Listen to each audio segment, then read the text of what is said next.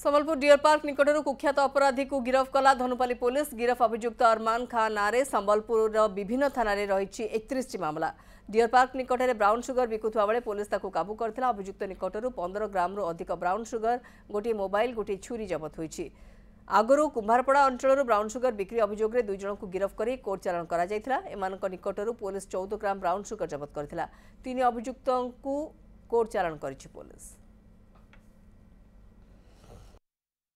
Team of information गतकाली धराई आम जो दूरदर्शन केन्द्र डियर पार्क पाखे पाखर 15.58 ग्राम्स ब्राउन सुगर जबत कराई।